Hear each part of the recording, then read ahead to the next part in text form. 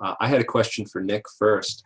It was regarding your comments on ATIP and the fact that there was this other private organization called Bigelow Aerospace that was heavily involved. And you had quickly mentioned about the intelligence advantages of using a private corporation as opposed to keeping these programs within the government where they're accessible by FOIA. And that, we brought up a lot of good points about those 38 papers that you'd mentioned that Stephen Aftergood had gotten through that FOIA that he filed, which show that, these studies went beyond just, aerospace, and they went into a whole variety of different programs. And in fact, I have a lot more than 38 papers from some of those, from some of those authors and some of the scientists on that list. As many people in this chat are aware that they've been involved in much more than just those programs that are on that list.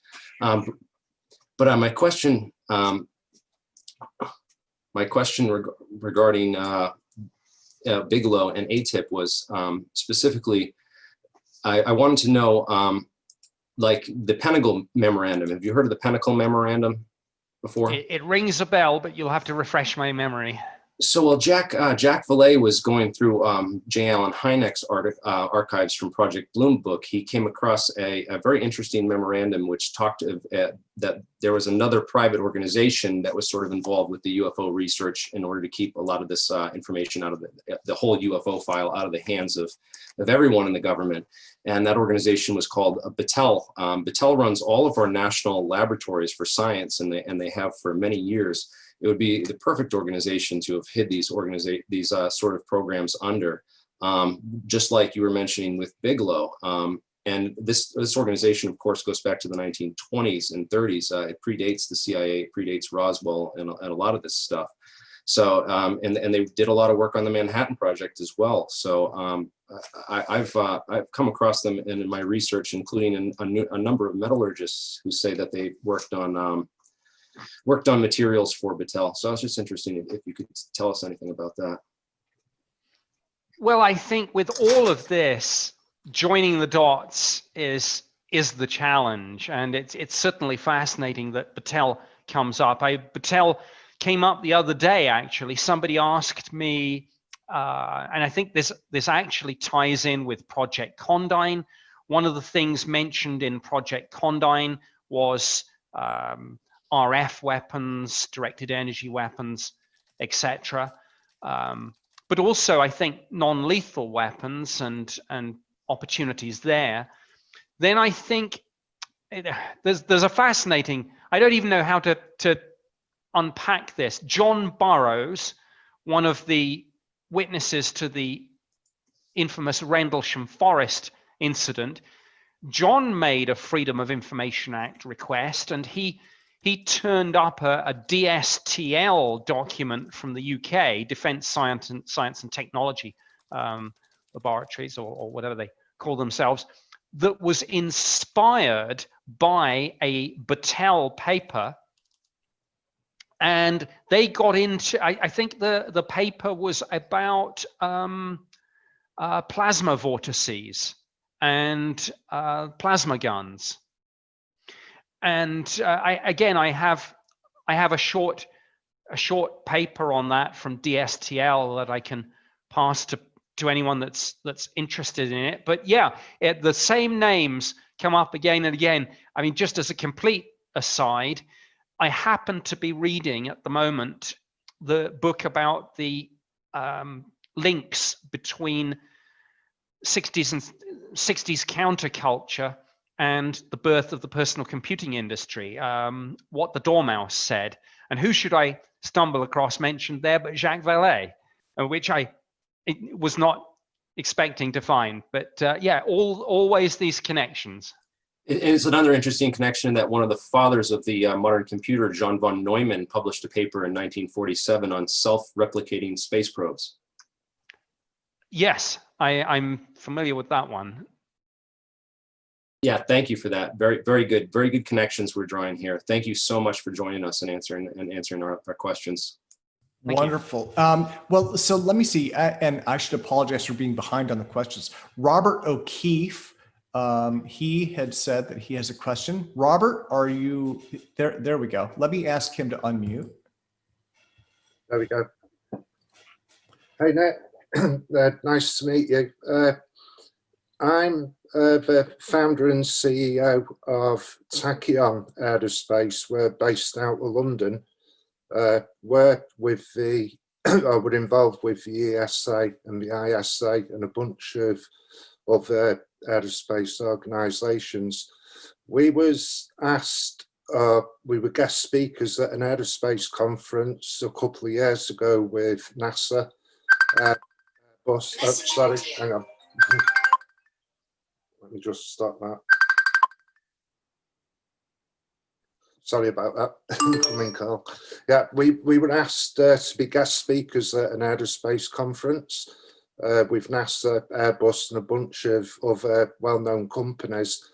And during dinner, we were sat talking with the people from NASA, and we talked, like, in the industry, when you say technology that we've got flying now is 20 years ahead. It is generally, like in the industry, known that we're probably 30, 40 years ahead to what the public are made aware of. As of to the US slide talking about the Navy, do you not think that that's not a Magic Wand project where they're trying to create some disinformation to go out to the public, so the public are watching like the wrong hand while they're investigating like the real phenomena that's going on? It could well be. And I think I mentioned that as the second of the theories, that this whole thing, or part of it, a large part of it, could indeed be an intelligence operation to distract people from something else, to perhaps imply the existence of a capability that doesn't exist. I think that, and I don't know if he's here, is it David Hambling wrote an interesting article, was it in Forbes recently, where he talked about laser plasmas and such like. You know, that's, I guess, something else to go into the pot. Then there's the whole idea of spoofing. And if we could spoof an air defense system, an entire air defense network, to think something's coming from one direction and then come in from the other, obviously the military examples are immense. And this, of course, goes back to, what was it called, Palladium and other programs like that. But if that was then, as you say, where are we now? And you're quite right. And I think it depends who you ask. Some people will tell you, will say, yeah, 40, 50 years. Some people say 15, 20. I think everyone's got their own opinion, and there's probably no one single answer. It probably depends on the very specific field. But thank you for that.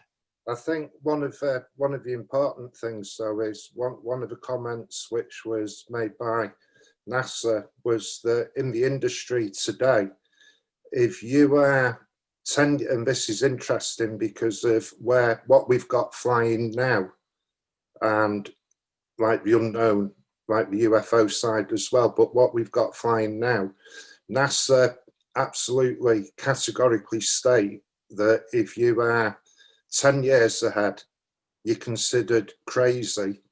So this is relevant for all of us that work on like alternative technology and new physics and science. So the big players in the industry consider you crazy if you're 10 years ahead of currently what the public are aware of. If you're a year ahead, then you're still considered to be bleeding edge. But if you're only 3-4 months ahead of the technology, which, taking into account that they're 30, 40 years ahead, and we play the game that if you're 3 months ahead, then they tend to be happy to look at what you're doing, knowing that you're not a threat to them as an industry. And they stated that it would be And this was asked by one of our team members. I was a guest speaker at the conference, but one of our company members asked a question of the NASA representative about this, and they stated if you're 3 months ahead, then you're considered to be feasible. And he he talked himself into a bit of a situation. Right. So, No, thank you for that. And by the way, just backpedaling to something I mentioned earlier, I think I got a little tongue-tied on a couple of things. The government weapons scientist that I was talking about was Dr. David Kelly, and I also mentioned the interface between Bigelow Aerospace and the DIA on the ATIP program. And I mean, the point that I was wanting to make, but I just, I think, stumbled my words. What I was looking for in terms of the interface between private sector and government is the contracting officer and the contracting officer's representative. And those are the two key figures in keeping all this on time and on target, and not allowing the contractor to go down any sort of personal hobby horses and rabbit holes and things. And I think it was James Latatsky, mangling my pronunciations again, I apologize, who was one of the key players there with ATIP. Again, it's in the paperwork, I believe, the contractual solicitation documentation. But thank you for that, Robert.